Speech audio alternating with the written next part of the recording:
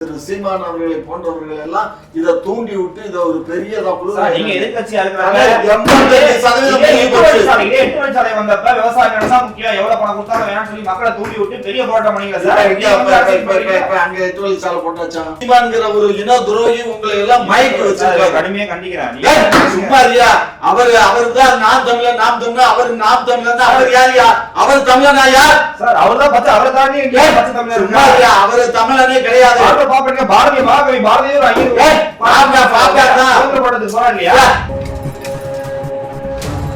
நாங்க தமிழ்நாடுக்கு பேர் வச்சதே நாங்க தான். எங்கள்கிட்ட வந்து தமிழ்நாடு நீ பண்ணி கொடுக்க சீமான் பேசுற மாதிரி பேசுற சீமான பள்ளிக்கூடத்துக்கு அனுப்பிச்சதே நாங்க தான். புரிஞ்சுக்கோ. இல்லைன்னா பாப்பேன் உங்களை எல்லாம் வேறு பீச்சுக்கு போயிருப்பேன். படிக்க வச்சதே பெரியாரு மண்ணு பெரியாரு தான் பண்ணி கொடுத்தாரு. நீங்க எல்லாம் மண்ணா தான் இருந்தீங்க. சட்டத்துக்கு புறம்பா வந்து திரு சீமான் அவர்கள் சொல்றது போல வரிகூடா இயக்கத்தை நடத்தும். சார் இப்ப நாம் தமிழ்ல இருந்து விலகி வேற ஏதாவது கட்சியில சேர்ந்தாங்கன்னா அது அன்னைக்கு பெரிய கம்ப்ளைண்டாவும் ஃபிளாஷ் நியூஸும் எல்லா மீடியாவும் பண்ணுது. சில நாட்களாவே மாற்று கட்சியில இருந்து வெறி கட்சியில இருந்துலாம் வந்து நாம் தமிழ்ல வந்து சேர்றாங்க. அப்படியா? ஆமா.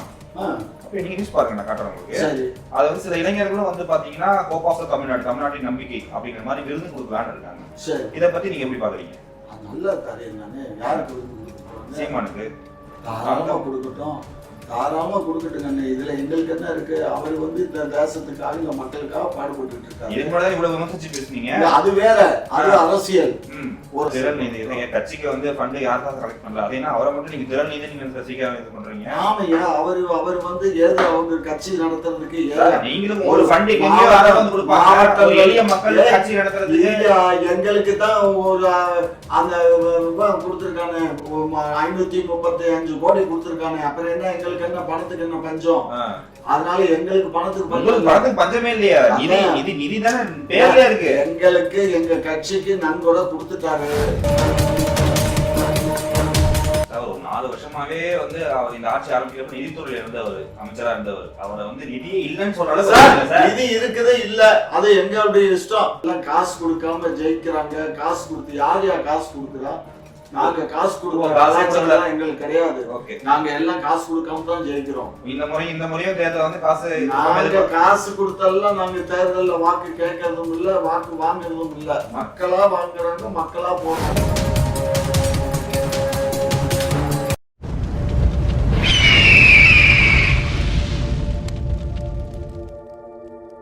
அரசியல் கவுடமைகளுக்கு வணக்கம். இன்று நம்முடன் அரசியல் பேச இருப்பவர் திமுக மூத்த முன்னோடி காமாட்சி நாயுடு அவர்கள். வணக்கம் சார். வணக்கம். நல்லா இருக்கீங்க சார்? நலமா இருக்கேன். நேற்று சட்டசபையில ஒரு விஷயம் நடந்துருக்கு சார். என்னாச்சுன்னா கூடலூர் அதிமுக எம்எல்ஏ வந்து ஒரு கோரிக்கை விடுத்திருக்காரு. அவங்க ஏரியால வந்து ஒரு ஐடி தொழில்துறை நிறுவனங்களா வரணும்னு. அதற்கு வந்து நம்ம தகவல் தொழில்நுட்பத்துறை அமைச்சர் பிடிஆர் என்ன சொல்லியிருக்காருன்னா, அதிகாரமும் நிதியும் திறனும் யார்கிட்ட இருக்கோ அவங்கள்ட்ட கேளுங்க, என்னோட துறையில நிதி ரொம்ப கம்மியா இருக்கிற மாதிரி சொல்லியிருக்காரு. அதை பத்தி உங்க பார்வை சார்? இதுல பார்வைக்கு என்ன இருக்கு? அர்த்தம் இருக்கு. ஏன்னா தொழில்துறை வந்து அவர் டிஆர்பி ராஜா கண்ட்ரோல்ல இருக்கு. அவர் அமைச்சரா இருக்காரு. அவர் தான் இப்போ நிறைய ஃபுல்லா எல்லா தொழில்களும் வெளிநாடுகள்ல இருந்தெல்லாம் கூட கொண்டுட்டு வந்து நிறைய ஐடி பார்க்கு அதெல்லாம் பண்றாரு. அதனால அவர்கிட்ட தான் வந்து அந்த லாக்காவும் இருக்கு, தொழிலும் இருக்கு. இது ஐடி பூங்கால வந்து அவ்வளோ ஒன்றும் பெரிய அளவில் நிதி ஒதுக்கப்படவும் இல்லை, இன்னும் பெரிய அளவில் நிதி இல்லை. அதனால என்கிட்ட நிதி இல்லை, அது நிதி இருக்கக்கூடிய அமைச்சர்கிட்ட அதை கேட்டுக்கோங்கன்னு சொல்றாரு. அதுல என்ன தப்பு இருக்கு? அமைச்சர் என்னோட துறையில நிதி கம்மியா இருக்குன்னு சொல்லியிருக்காரு. அதுல ஆமாங்க, நிதி இருந்தா தானே நிதி இருக்கு. சரிங்க, உங்களுக்கு இந்த பட்ஜெட்ல நாங்க பண்ணி தரோம்னு சொல்ல முடியும். இவர் பேசுறது முன்னாடி பட்ஜெட்டுக்கு முன்னாடியாவது சொல்லியிருந்தா அப்ப இவர் அதை வாங்கி சரி பட்ஜெட்லயாவது பணம் ஒதுக்குங்கன்னு சொல்லி கேட்டிருப்பாரு. பட்ஜெட் எல்லாம் முடிச்சுட்டு பட்ஜெட் பேங்க்ல இன்னைக்கு இது நடக்கும்போது கேட்டாங்க, வேணா முடிஞ்சா அவர்கிட்ட வந்து விதி 110 கீழே வரும்போது ஏதாவது முதலமைச்சர் கன்சிடர் பண்ணுவாரு. ஒரு 4 வருஷமாவே வந்து அவர் இந்த ஆட்சி ஆரம்பிக்கிறப்ப நிதித்துறையில இருந்தவர் அமைச்சரா இருந்தவர். அவரை வந்து நிதியே இல்லைன்னு சொல்றாரு. நிதி இருக்குதே இல்ல, அது எங்களுடைய இஷ்டம். அவருக்கு வந்து அந்த துறைக்கு வந்து நிதி ஒதுக்கீடு பண்ணல. நிதி ஒதுக்கீடு பண்ணணும்னா அவர் பட்ஜெட் சப்மிட் பண்ணணும். ஒவ்வொரு அமைச்சரும் என்னென்ன இடங்கள்ல என்னென்னது பண்ணணும், இதுக்கெல்லாம் இவ்வளவு எஸ்டிமேட் இருக்கு, பணம் வேணும் அப்படின்னு கேட்கணும். அவருக்கும் நிதி அமைச்சர்கிட்ட போய் கேட்கறதுக்கு அவர்னால இயலல. ஏன்னா அவர் ஏற்கனவே நிதி அமைச்சரா இருந்ததுனால இன்னொரு நிதி அமைச்சர்கிட்ட போய் நம்ம கேட்கறதான்னு அவருக்கு ஒரு சார் மக்கள் பணியில இருக்காங்க. பாருங்க, அது அது அது வந்து நீங்க வந்து பிடிஆர்ட்ட தான் கேட்கணும், சரியா? என்கிட்ட கேட்க கூடாது, புரியுதுங்களா? இது வந்து எங்களுக்குள்ள எந்த பிணக்கும் கிடையாது. அவர் பட்ஜெட்டுக்கு முன்னாடி தெரிஞ்சிருந்தா அவர் இந்த பட்ஜெட்ல இதுக்கு இவ்வளவு பணம் ஆகும், இதுக்கு ஒதுக்கீடு பண்ணுங்கன்னு அவர் கொஸ்டின் வச்சிருப்பாரு. அதன் பேர்ல முதலமைச்சருக்கு அவர் கொஸ்டின் அனுப்பிச்சிருந்தாருன்னா முதலமைச்சர் பணம் ஒதுக்கீடு பண்ணிருப்பாரு. அது அப்ப இல்ல, இப்ப கேட்கிறாரு. அதனால அவனால என்னால செய்ய இயலல, எனக்கு பணம் ஒதுக்கீடு பண்ண, எனக்கு பணம் இல்ல, பணம் இருக்க அமைச்சர்கிட்ட டிஆர்பிட்ட கேளுன்னு சொல்றாரு. தப்பு இல்ல. அவர் 20 வருஷமாவே இந்த நிலைமை தான் தொடர்ந்துங்கிறாரு. Tidel Park, Neo Tidel Park, இந்த ரெண்டு செக்டாருமே தொழில்துறையில இருக்கு. தகவல் தொழில்நுட்பத்தை இன்னும் சிறப்பா செயல்பட வைக்க முடியலன்னு சொல்றாரு. அவர் தான் சொல்றாரு. தம்பி, இதெல்லாம் வந்து லாக்காக்கள் வந்து ஒவ்வொரு அமைச்சருக்கும் முதலமைச்சர் தான் லாக்காக்கள் ஒதுக்குறாரு. அந்த லாக்காக்கள்ல வந்து எனக்கு சரியில்லை, எனக்கு அது வேணும் இது வேணும்னு கேட்கறத எப்படி குழந்தைகள் வந்து அடம் பிடிச்சி அழுது வாங்குதோ அந்த மாதிரி தான் முதலமைச்சர்கிட்ட கேட்டு வாங்குவாங்க. ஏன்னா நான் முதலமைச்சரா கலைஞர் இருக்க காலத்துல இருந்து அண்ணாவை பார்த்துருக்கேன், அதுக்கப்புறம் கலைஞரையும் பார்த்துருக்கேன், புரியுதா? அப்படி கலைஞரே வந்து சிரிச்சுக்கிட்டே சொல்லுவார். கலைஞரை போப்பா உனக்கு ஒதுக்குறோம்ப்பா அப்படின்னு சிரிச்சுக்கிட்டே சொல்லுவார். அந்த மாதிரி இவங்க போய் கேட்கணும். கேட்கறதுக்கு வந்து இவருக்கு வந்து அவருக்கு வந்து ஏதோ ஒரு நேருடல் இருக்கலாம், அதனால இருக்கலாம். இதை வந்து ஒரு பெரிய இஷ்யூவா வந்து அவர் சபாநாயகர் சொன்னது தப்பு. சபாநாயகர் வந்து ரொம்ப அத்துமீறி பேசுறாரு. சபாநாயகர் அந்த மாதிரி நீங்களே ஒத்துக்கிறீங்க. சபாநாயகர் பேச பாசிட்டிவா பேசுறாரு. மக்கள் பிரச்சனை பேசுறப்ப அவருடைய நிலையை சொல்லுங்க. இருக்க முடியுமா சார்? இங்க பாருங்க, ஒரு விஷயம் புரிஞ்சுக்கோங்க. சபாநாயகர் அந்த வார்த்தையை சொல்லி இருக்க கூடாது. பாசிட்டிவா சொல்லுங்கன்னாக்க இல்லாத ஒன்றை போய் சொல்ல முடியுமாங்க? நாளைக்கு இதே இது வந்து அடுத்த சட்டமன்ற கூட்டத்துல நீங்க போன சட்டமன்ற தொடர்ல சொன்னீங்க, இப்ப என்ன பண்ணலையே என்னன்னு கேட்டாங்க, அப்ப என்ன பதில் சொல்ல முடியும்? அதெல்லாம் அவர் இங்க பாருங்க, அவர் சொன்னது 100க்கு 100 பிடிஆர் சொன்னது கரெக்ட். ஆனா அது பட்ஜெட்ல அவங்க பணம் கேட்டு இருக்கணும். பட்ஜெட்ல பணம் கேட்காத போது ஒதுக்கி இருக்க முடியாது. பட்ஜெட்ல கேட்டு இருந்தா தான் பணம் ஒதுக்கீடு பண்ணிருக்க இயலும். நீங்க அவர் என்ன சொல்றாருன்னா சார், முதல்வர்கிட்ட கலந்து ஆலோசிச்சுட்டு நீங்க வந்திருக்கலாமேங்கிறாரு. அவர் டிஸ்கஸ் பண்ணாம வந்திருப்பாரு. அவர் பேசி ஃபைனலா இருந்தாலும் சட்டசபையில புலம்புறாரு பிடிஆர். இதெல்லாம் வந்து இதெல்லாம் சட்டமன்றத்துல அமைச்சர்களுக்குள்ள முதலமைச்சருக்குள்ள பிரச்சனைகள்.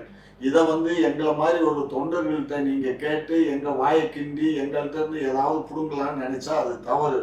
நாங்க வந்து அரசுக்கும் சரி அமைச்சருக்கும் சரி நாங்க எதிராக பேச மாட்டோம். அதனால அடுத்த சப்ஜெக்ட பத்தி கேளுங்க சார். ஒரு குடும்பம் கிட்டத்தட்ட நீதி கட்சியில இருந்து திராவிட சித்தாந்தத்துக்கு முன்னாடி நீதி கட்சியில இருந்து இருக்காங்க சார். 60 வருஷமா பாலிடிக்ஸ் இருக்காங்க. அவரால் வந்து செயல்பட முடியலங்கிறாரு. அவர் தமிழா இருக்கிறனாலே ஒதுக்குறீங்களோ? அவர் தமிழன்னா அப்ப நாங்கெல்லாம் என்ன திராவிட சித்தாந்தம் சொல்றீங்களே? அவரு சித்தாந்தம். அவர் யாரு? அவர் திராவிடம் தான். அவங்க தாத்தா யாரு? அவங்க திராவிடத்திலாம் இருந்தவர். தமிழர் சார். அவரு தமிழன் தாயா? எல்லாமே தமிழன் தான். அவர் மட்டும் தமிழன் இல்ல, எல்லாம் தமிழன் தான். அவர் மொழியாரு, புரிஞ்சுக்கோ. அவர் என்ன காட்டுல உங்களுக்கு தெரியுமா? அவங்க அப்பா அவங்க தாத்தா இறந்ததுக்கே நான் போனவன்.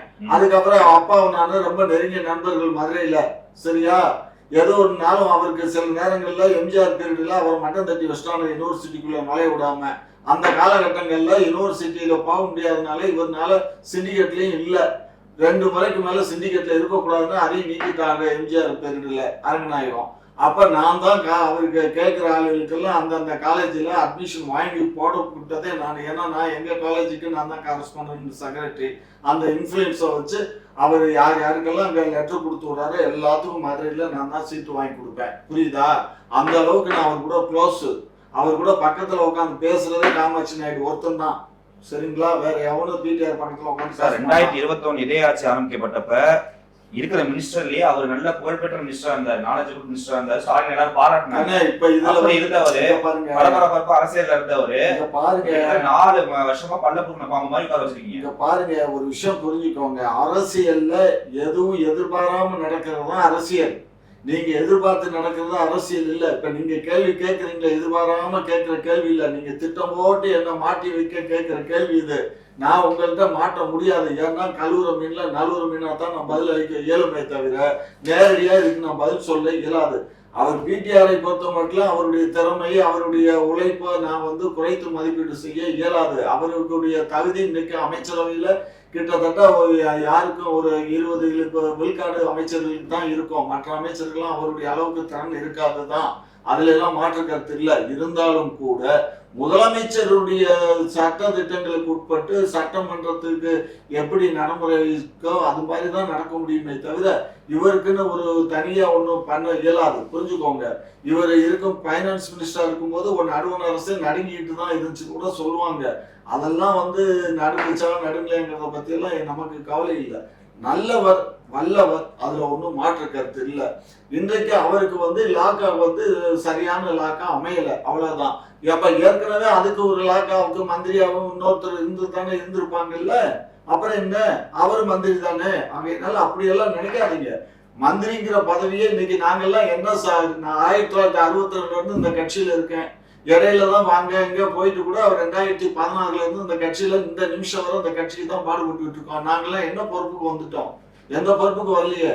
ஆகையினால இந்த மாதிரி ஒரு பொறுப்பு, அவர் வெளிநாட்டுல இருந்தாரு, வெளிநாட்டுல படிச்சாரு, வெளிநாட்டுல படிச்சுட்டு வந்தாரு, வந்த உடனே எம்எல்ஏவா நின்றாரு. அவங்க அப்பா தவறுனதுனால அந்த உடனே அந்த பீரியட்ல அமைச்சரவை இல்லை, அடுத்த பீரியட்ல அமைச்சரவை வந்த உடனே அவருக்கு அமைச்சர் பொறுப்பு கொடுத்தாங்க.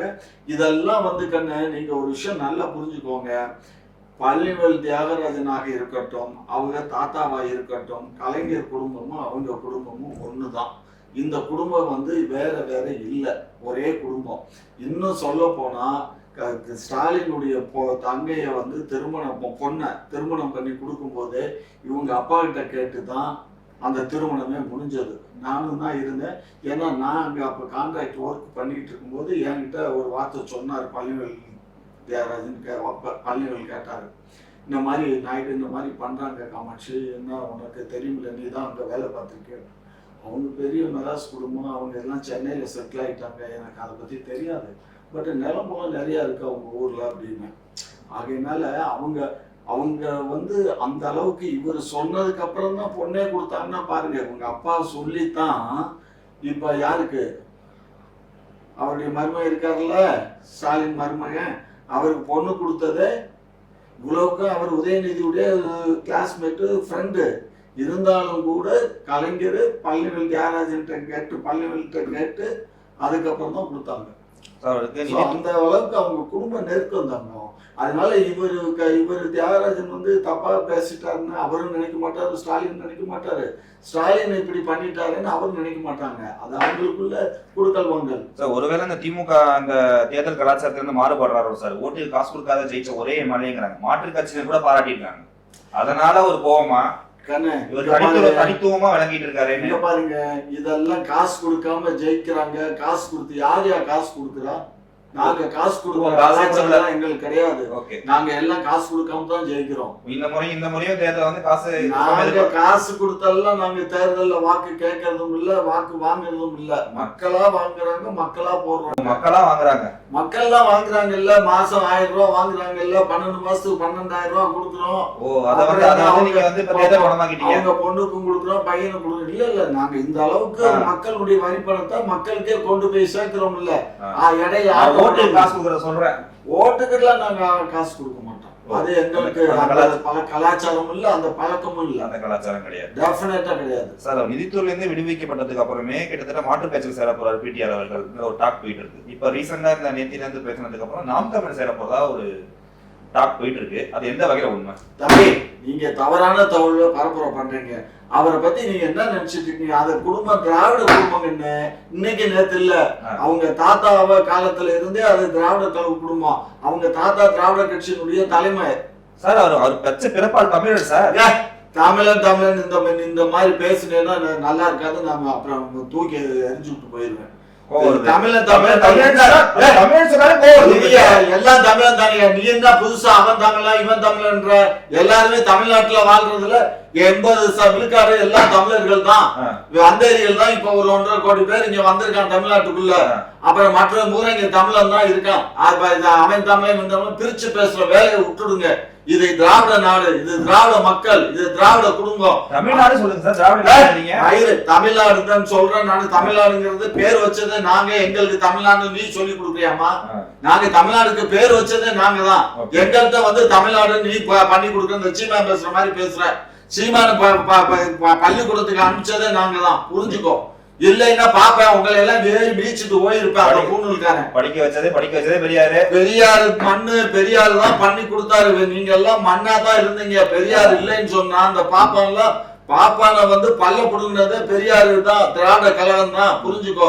இல்லைன்னா பாப்பா இந்த நாட்டுல உங்களை எதுக்கு ஏதோ 1-2 தப்பி வர்றோம். இப்பவும் அவங்க டாமினேஷன் தான் இருக்கு. இன்னைக்கு 85 விழுக்காடு IAS IPS யார் வர்றா? பாப்பான் தான் வர்றான். நீங்க பேசுறீங்களே நீங்க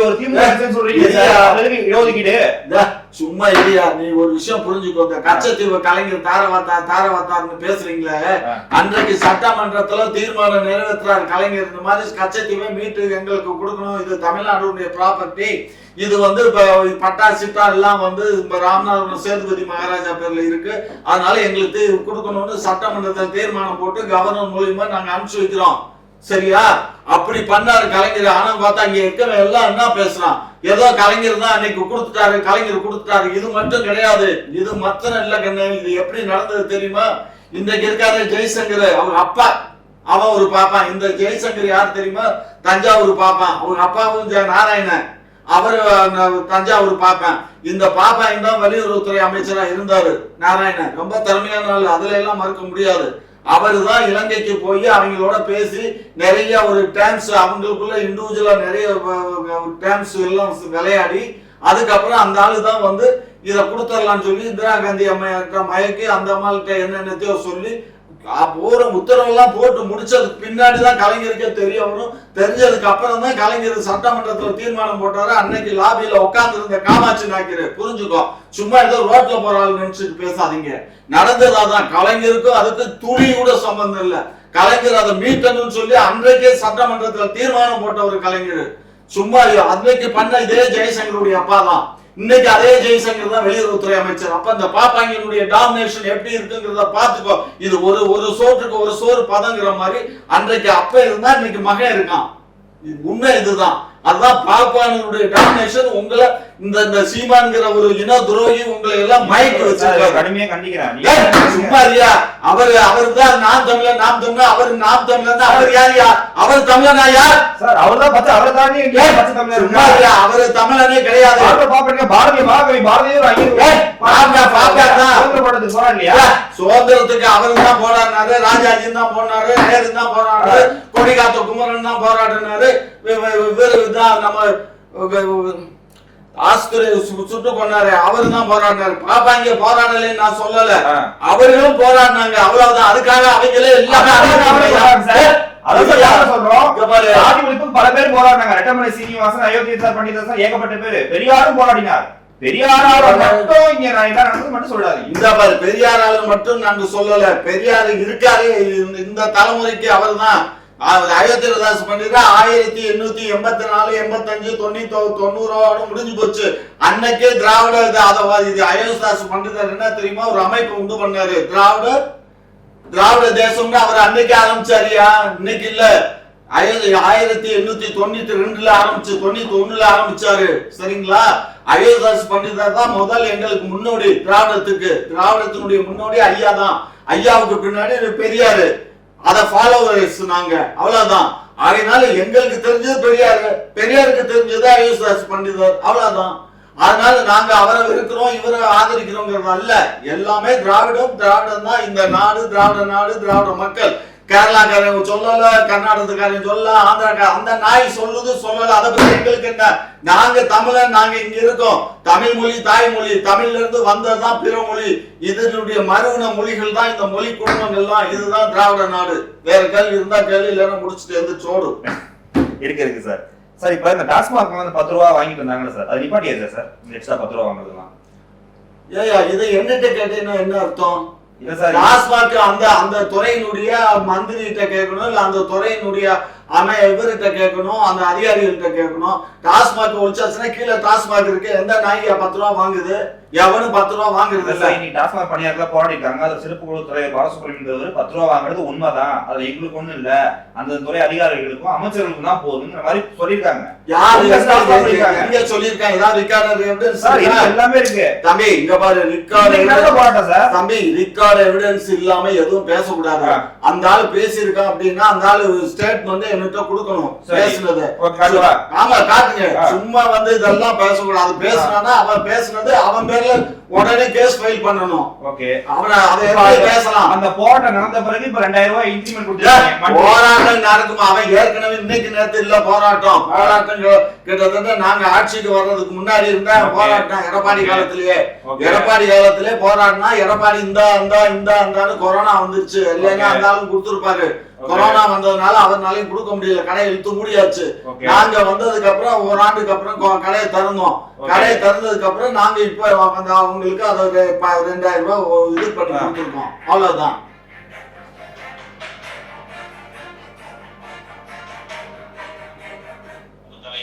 பாலசுப்ரமணியன் தெரிவித்துள்ளார். சென்னை எழும்பூர் டாஸ்மாக் தலைமை அலுவலகம் முன்பு பணி நிரந்தரம் உள்ளிட்ட 20 அம்ச கோரிக்கைகளை வலியுறுத்தி டாஸ்மாக் பணியாளர்கள் ஆர்ப்பாட்டத்தில் ஈடுபட்டனர்.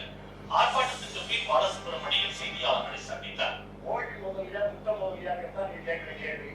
ஆனா கோழிக்கணக்கை பத்தி அதிகமா யாரும் கவர்மெண்ட் நடக்கிறாங்க. நாட்டுல 5 ரூபா 10 ரூபாய்க்கு தான் ரொம்ப அதிகமா எல்லாரும் கவர்மெண்ட். அதுதான் மனசுக்கு வருத்தமா இருக்கு. 5000 கோடி 10,000 கோடி 15,000 கோடின்னு வெகுவக்கும் அவன் என்ன அடிச்சுக்கிட்டு இருக்கான். அதை பத்தி எந்த கேள்வியும் நம்ம நாட்டுல வரதில்லை. அது வீடியோ வேணா ஃபுல்லா பாருங்க. சும்மா அந்த ஆளு என்ன சொல்றாரு? சும்மா இப்ப அவர் பேசினாரு, வச்சாரு, நொட்டினாருன்னா இப்ப எங்க நொட்டினாரு அவரு? சும்மா இந்த வேலையெல்லாம் வச்சு கூடாது. இங்க பாரு, ஒரு நியாயமா பேசணும் எதுவா இருந்தாலும். அந்த ஆளு அவங்க தொழிற்சங்க அவர் கரெக்டா சொல்றாரு. ஐயா 5000 கோடி 10,000 கோடி கொள்ளையடிக்கிறான். 16 லட்சம் கோடி கொள்ளையடிச்சிருக்கான் ஒன்றிய அரசு. 132 கோடி அவரு பேசுவாரு. இப்ப அவரு இத பத்தி கேட்டதுனால அவர் சொல்றாரு, 10 ரூபா உங்களுக்கு பெருசா தெரியுதாடா? 5000 கோடி 10,000 கோடி தெரியலையாடான்னு கேட்கிறாரு. அதுக்காக இது வாங்கினாங்கன்னு அர்த்தம் இல்ல. சட்டசபையில செந்தில் பாலாஜி அவர்கள் சொல்லியிருக்காரு சார், இந்த 4 வருஷமா தான் வாங்கிட்டு இருக்கிற மாதிரி சொல்றீங்க. அதிமுக டேட்டா எடுத்து பாருங்க, அவரே உண்மையை ஒத்துக்கிட்டாரு. அவர் ஒத்துக்கிட்டாரு, இவர் ஒத்துக்கிட்டாரு பத்தி எனக்கு தெரியாது தம்பி. எனக்கு தெரிஞ்சதெல்லாம் இது வந்து சட்டபூர்வமா இருக்கா, சட்டப்படி இருந்தா தான் அந்த கதை நான் ஏத்துக்க முடியும். அதை வந்து நீ வந்து 10 ரூபா இல்ல 20 ரூபா டிப்ஸ் கொடுப்ப, 30 ரூபா டிப்ஸ் கொடுப்ப, அதெல்லாம் நான் வந்து பதில் சொல்லி கட்டாயமா வாங்குறாங்க. நீங்க வாங்க, எந்த கடைக்கு கூட்டு போறீங்க? அந்த கடைக்கு போறேன். நான் வந்து சாராய கடையில நான் சாராயம் குடிக்கிற ஆள் இல்ல. அதனால சொல்றேன், நீங்க நிரூபிக்க வேணாம், பண்ணவும் வேண்டாம். ஏன் எடப்பாடி கூட தான் சொல்லி இருக்காரு, 10 ரூபா ஒரு கடையில வாங்குறாங்க, ஒரு மாசத்துக்கு வந்து 15 கோடி வசூல் பாவுது, ஒரு நாளைக்கு 15 கோடிங்கிறாரு. ஏன் இவர் ஆட்சியில இருக்கையில புடுங்காம இருந்தாரா? எல்லா ஆட்சியிலையும் பாருங்க, ஒரு விஷயம் புரிஞ்சுக்கோ. எரியிற அடுப்புல புடுங்குற கொல்லி சின்ன கொல்லியா பெரிய கொல்லியாங்கிறது தான் கணக்கே தவிர எல்லா ஆட்சியிலையும் தவறுகள் நடக்கும். தவறு இல்லாத ஆட்சி பண்ண இயலாது. எந்த மன்னன் ஆட்சியா இருந்தாலும் சர்வாதிகாரி ஆட்சியா இருந்தாலும் இது நடக்கும். அதுல இலைமறைவு காய் மரமா நடக்கும். இது நேரடியா சிலதுகள் தெரியலாம். தெரிஞ்சா அது தப்பா இருந்தா தப்பு தான். வாங்கினா அது தப்பு தான், வாங்க கூடாது. எதுக்கு அதுல எதுக்கு பிரிண்ட் பண்ணி கொடுக்குற? அதுக்கு மேல எதுக்கு பணத்தை வாங்கணும்? எம்ஆர்பிக்கு மேல பணம் வாங்கினா தப்பு. பணம் வாங்குற தொழிலாளி தான் மாற்றணுமே தவிர அதிகாரிகளையும் அமைச்சர்களையும் நம்ம கூட சொல்ல இயலாது. நான் அமைச்சருக்கு பங்கு கொடுக்குறேன், அவருக்கு கொடுக்குறேங்கிறதெல்லாம் இதெல்லாம் தவறான வார்த்தைகள் சார். கிட்டத்தட்ட ஒரு 1000 நாளா நோக்கி போயிட்டு இருக்கு சார் பரந்தூர் மக்களோட போராட்டம். ஓகேங்களா? நாம் தமிழ் சீமான் கூட சொல்லியிருக்காரு, இத்தனை வருஷம் போராடிட்டாங்க. இந்த ஆட்சி ஆரம்பிச்ச காலத்துல இருந்து போராடிட்டு இருக்காங்க. அந்த பரந்தூர் அந்த சர்வதேச விமான நிலைய திட்டத்தை கைவிட்டாதான் என்ன சார்? என்னவோ எங்க வீட்டுக்கு மாநில அரசுக்கு தேவைக்கு தான் நாங்க அதை பண்றோம். இல்ல பஸ் ஸ்டாண்டு போட போறோம், இல்ல அதுல ஒரு ஐடி பூங்கா கட்ட போறதுக்காக எடுக்கிறோம். இது விமான போக்குவரத்து ஒன்றிய அரசு சொல்லுது. அதுக்காக நான் இங்க பாரு, இதுல எங்களுக்கு தபால்கார வேலை தான். எங்களுக்கு பரந்தூர் விமான நிலையத்துல எங்களுக்கு வேலை வந்து ஒன்லி ஃபார் போஸ்ட்மேன் ஒர்க்கு தான். அவங்க சொல்றத நாங்க 3 இடத்த நாங்க சூஸ் பண்ணி கொடுத்தோம்.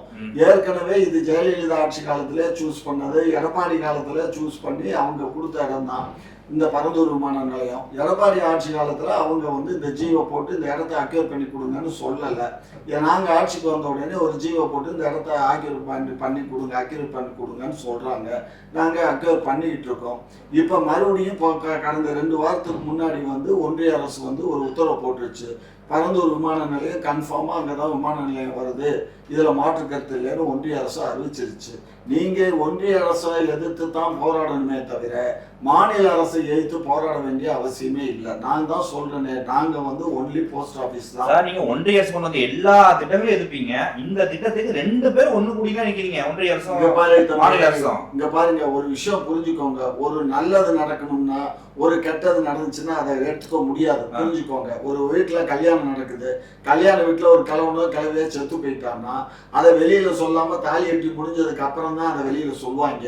அது மாதிரிதான் இதை பொறுத்த மட்டிலும் இன்றைக்கு வந்து எல்லா மாநிலங்கள்லயும் வந்து அந்தந்த வெளிநாடுகளுக்கு வர்ற விமானங்கள் பூரா நேரடியா அந்தந்த மாநிலத்துல வந்து இறங்கி போகுது. நமக்கு பரந்தூர்ல வச்சதுக்கு காரணம் அந்த இடத்துல வந்து பெரிய ஹைவே, பெங்களூர் ஹைவே இருக்குது, இந்த பக்கம் சென்னை ஹைவே இருக்குது, அந்த பக்கம் 4917 ஏக்கர் இருக்கு, 1000 குடும்பங்கள் இருக்கு, விவசாயம் பண்றாங்க, அங்கேயே எல்லாம் வாழ்ந்துட்டு தான் இருப்பான். வாழாம எல்லாம் ரோட்ல பிச்சை எடுத்துட்டு இருப்பான். எல்லாமே வாழ்வான், எல்லாம் விவசாயம் தான், எல்லா இடத்துலயும் விவசாயம் தான் பண்ணுவான். விவசாயம் பண்ணாம இருக்க மாட்டான். கிணறு இருக்கு, அங்க வந்து குட்டை இருக்கு, தண்ணி இருக்கு, எல்லாம் தான் இருக்கும். புரியுதா? எல்லாம் ஒரு தேவைன்னு வரும்போது அதெல்லாம் பண்ணித்தான் ஆகணும். தேவைக்கு இப்போ ஒன்றும் இல்லை, ஒன்று ஒரு மூட்டை பிச்சு கிடச்சிச்சுன்னு வச்சுக்கோ, அந்த மூட்டை பிச்சியை பிடிச்சி அப்படி தனியாக விட்டுடுவியா? மூட்டை பிச்சியை நசுக்கிறது இல்லை.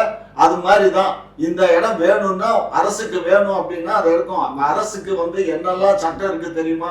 அரசாங்கத்துக்கு இப்போ நீங்கள் நம்ம இருக்க இந்த கட்டடம் வேணும்னு அரசாங்கம் கேட்டால் கொடுத்தாகணும். கொடுக்க முடியாதுன்னு மறுக்க இயலாது. நஷ்டடு வேணா கேட்கலாமே தவிர வேற ஒன்றும் செய்ய முடியாது. ரெண்டாவது, பரந்தூர் விமான நிலையத்துக்கு அதுக்கு ஸ்கொயர் ஃபீட்டுக்கு வந்து 1000 ரூபாய் ஸ்கொயர் ஃபீட்டுனா 4000 ரூபாய் கொடுக்குறாங்க. அதிகப்படியான பணம் கொடுக்குறாங்க. இதுக்கு அரசியல் கட்சிகள் இந்த போன்ற சில பாமகவை போன்ற சில நம்மளுடைய திரு சீமான் அவர்களை போன்றவர்கள் எல்லாம் இதை தூண்டி விட்டு இதை ஒரு பெரிய அங்க